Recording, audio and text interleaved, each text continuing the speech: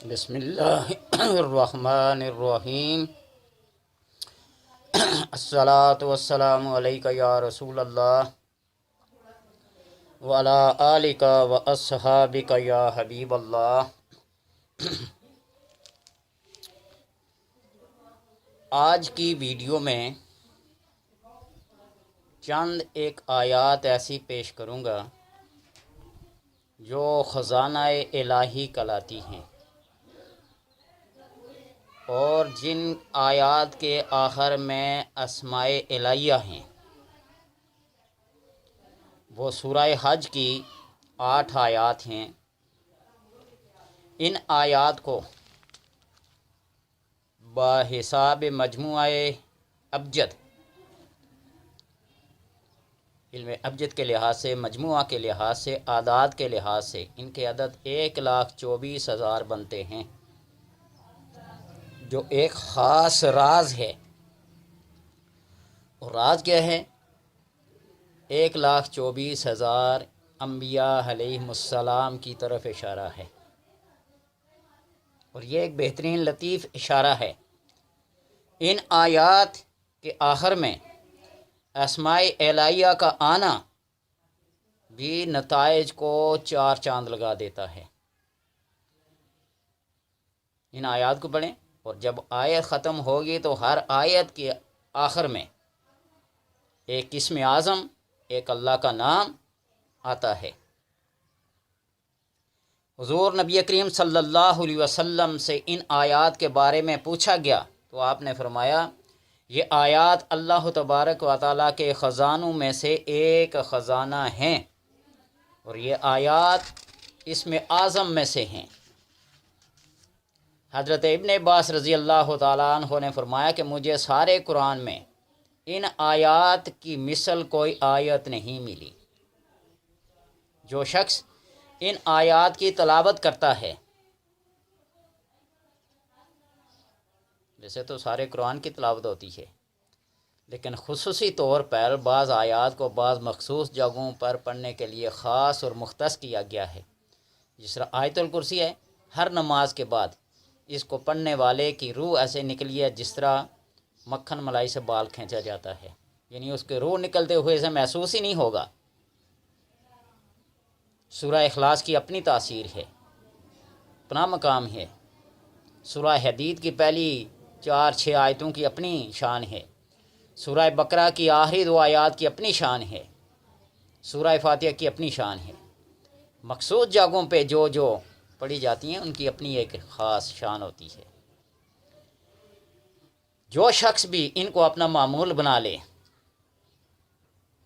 اپنا ورد بنا لے، اپنا وظیفہ بنا لے، تو اس سے غیب کے تمام حجاب اور پردے اٹھا دیے جاتے ہیں۔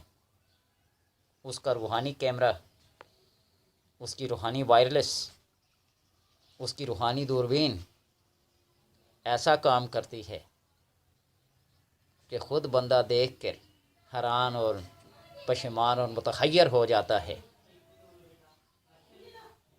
ایک چیز لاکھ میل دور ہے، اس کو اپنی آنکھوں سے مشاہدہ کر لینا، اس کو اپنی آنکھوں سے دیکھ لینا، اس کو اپنے کانوں سے سن لینا، اس کو وہاں اپنے ہاتھ سے اٹھا کے لے آنا۔ جس طرح اولیاء کی کرامات میں سے آتا ہے نا، طیف الارض، ایک قدم ان کا مشرق میں، دوسرا مغرب میں، ایک پاکستان میں، ایک انڈیا میں، ایک افغانستان میں، جہاں جانا چاہیں۔ اس کو طیف الارض کہتے ہیں، ہوا میں اڑنا۔ اور ذکر کی ایک خاص کیفیت ہے، اس پوزیشن پہ جب بیٹھ کر ذکر کیا جاتا ہے تو بندہ ہوا میں اڑنا شروع کر دیتا ہے۔ وہ بھی کبھی آپ سے گوش گزار کروں گا انشاءاللہ۔ پردے اٹھا دیتے، اور جس طرح کل کی ویڈیو میں اشارہ کیا تھا کہ ایک امام باقر علیہ السلام سے سادھو کی ملاقات ہوئی تھی، ایک چڑیا کا انڈا، پرندے کا انڈا اٹھا کے وہاں پیش کیا تو کہا اس کو اپنی جگہ پہ رکھ دے۔ ہر بندے کا اپنا ایک تجربہ ہے، اپنی ایک ریاضت ہے، اپنا گیان دہان ہے، اپنی ایک مشق ہے، جس طرح ٹیلی پیتھی والے کرتے ہیں۔ کہاں کہاں سے لوگوں کے ذہن کو اپنی مٹھی میں بند کر لیتے ہیں۔ تو اس طرح جو آیات، ان آیات کی تلاوت کرے گا، اپنا ورد بنا لے گا، اپنا وظیفہ بنا لے گا، چلتے پھرتے اٹھتے بیٹھتے اپنا ایک معمول بنا لے، تو غائب کے پردے سارے اسے اٹھ جاتے ہیں، حجابات سارے اٹھ جاتے ہیں، وہ جن و انس کے شرر اور شیطان کے مکر و فریب اور دشمنوں کی چالوں اور فریب کاریوں سے محفوظ رہتا ہے، حاسدین کے حسد سے، فاسدین کے فساد سے، یعنی تمام شرور فاتحہ سے وہ بندہ محفوظ رہتا ہے، اس کو آنے والے واقعات کی ماقبل خبر ہو جاتی ہے، اپنا راستہ تبدیل کر لیتا ہے، اپنا رخ تبدیل کر لیتا ہے۔ یہ کمال ہے ان آیات کا، اور اللہ تبارک و تعالی ان آیات کے پڑھنے والے کے لیے اپنے جنت کے دروازے کھول دے گا، اس کی تمام حاجات پوری ہوں گی، تمام مخلوق کی مسخر ہوگی، سفر و حضر میں ہر قسم کے حادثات سے محفوظ رہے گا، ہر قسم کے زہریلے جانوروں سے، ان کے زہر کے اثر سے محفوظ رہے گا، اور سب سے آخری اور بہترین بات یہ کہ اس وقت تک اسے موت نہیں آئے گی جب تک اس کی مغفرت نہ ہو جائے۔ وہ اسباب ایسے پیدا ہو جاتے ہیں جو مغفرت کا باعث بنتے ہیں، جو قرب خداوندی کا باعث بنتے ہیں، جو قرب محمدی صلی اللہ علیہ وسلم کا باعث بنتے ہیں۔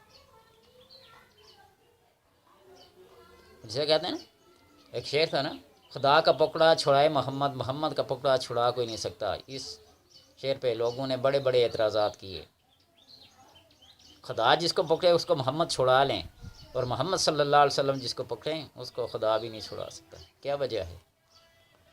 اللہ تبارک و تعالی نے تمام احکامات نبیوں پہ نازل کیے ہیں، تمام ہدایت کے راستے نبیوں کو بتلائے ہیں، اور نبیوں نے پھر آگے اپنی امت کو بتلائے ہیں، اور جب نبی کا منکر ہوگا، اللہ نے جو شریعت بھیجی ہے، جو کتاب بھیجی ہے، اس پر ایمان نہیں ہوگا، تو پھر جب تک نبی اس کی سفارش نہیں کرے گا، نبی کا کلمہ نہیں پڑھے گا، تو اس وقت خدا تعالیٰ بھی جہنم میں بھیجے گا نہیں بھیجے گا۔ اور جس کو خدا اپنے کسی جرم میں پکڑ لے، گرفتار کر لے، تو نبی صلی اللہ علیہ وسلم سفارش کریں گے نہیں کریں گے؟ سر سجدے میں رکھیں گے نا، اور ایسی تسبیح، ایسی حمد، ایسی تحلیل، ایسی تکبیر اللہ کی بیان کریں گے، اللہ کو یہ فرمانا پڑے گا، ارفع رأسک یا محمد، اے نبی صلی اللہ علیہ وسلم اپنے سر کو اٹھائیے، سل تو اب سوال کریں آپ کو عطا کیا جائے گا، شفت و شفا، آپ شفاعت کریں آپ کی شفاعت قبول کی جائے گی۔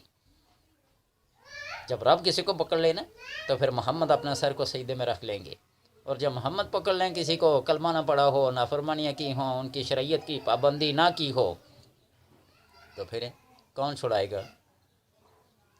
تو بہرحال یہ اسباب بن جاتے ہیں مغفرت کے، اس وقت تک اس بندے کو موت نہیں آئے گی جب تک کہ اللہ تبارک و تعالیٰ اس کی بخشش نہ کر دے۔ وہ آیات کون سی ہیں؟ سورہ حج کی آیت نمبر 58 سے 65 تک پوری 8 آیتیں بنتی ہیں۔ سورہ حج کی آیت نمبر 58 to 65 پوری 8 آیات۔ والذین ہاجروا فی سبیل اللہ ثم قتلوا او ماتوا لیرزقنہم اللہ رزقا حسنا وان اللہ لہو خیر الرازقین۔ یہ خیر الرازقین، اللہ خیر الرازقین، دیکھتے جانا۔ لا یدخلنہم مدخلا یرضونہ وان اللہ لعلیم حلیم، علیم حلیم اللہ کا نام ہے۔ ذالک ومن عاقب بمثل ما عوقب بہ ثم بغی علیہ لینصرنہ اللہ ان اللہ لعفو غفور۔ ذالک بان اللہ یولج اللیل فی النہار ویولج النہار فی اللیل وان اللہ سمیع بصیر۔ ذالک بان اللہ هو الحق وان ما يدعون من دونه هو الباطل وان اللہ هو العلی الکبیر۔ الم تر ان اللہ انزل من السماء ماء فتصبح الارض مخضرا ان اللہ لطیف خبیر لہ ما فی السماوات وما فی الارض وان اللہ لہ الغنی الحمید۔ الم تر ان اللہ سخر لکم ما فی الارض والفلک تجری فی البحر بامرہ ویمسک السماء ان تقع علی الارض الا باذنہ ان اللہ بالناس لرؤوف رحیم۔ ان 8 آیات میں اللہ تبارک و تعالیٰ کے کتنے نام ذکر کیے ہیں دیکھنا۔ وَإِنَّ اللَّهَ لَهُوَ خَيْرُ الرَّازِقِينَ، ان اللہ علیم حلیم، ان اللہ لعفو غفور، ان اللہ سمیع بصیر، علی الکبیر، لطیف خبیر، غنی الحمید، لرؤوف الرحیم۔ اللہ کے ان اللہ، اس لفظ اللہ کو چھوڑ کے 8 آیات ہیں، 16 نام ذکر کیے گئے ہیں۔ لرؤوف الرحیم 2، غنی الحمید 4، لطیف الخبیر 6، علی الکبیر 8، اور سمیع بصیر 10، عفو غفور 12، علیم حلیم 14، لہو خیر الرازقین 16۔ اللہ تبارک و تعالی دعا ہے کہ ان کے پڑھنے کی، عمل کرنے کی توفیق عطا فرما، اور تمام حاسدین اور فاسدین کے فساد سے اللہ تبارک و تعالی تمام امت کو محفوظ رکھے۔